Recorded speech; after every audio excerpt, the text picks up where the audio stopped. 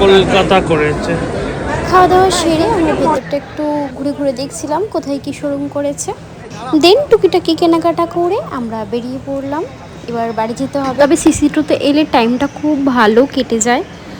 আমরা আগে খুব তাড়াতাড়ি চলে আসতাম, অনেকক্ষণ টাইম স্পেন্ড করতাম, এখন আর হয়েই ওঠে না।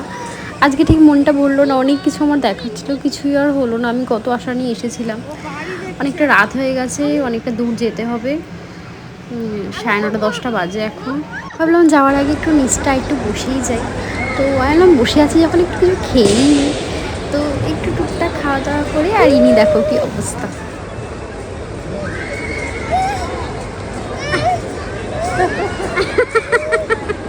মামুন কি খাবি তুই? না তাতে পিজ্জা খাবে? তুমি পিজ্জা খাবে? ইভান আমার দিকে তাকা। টাটা।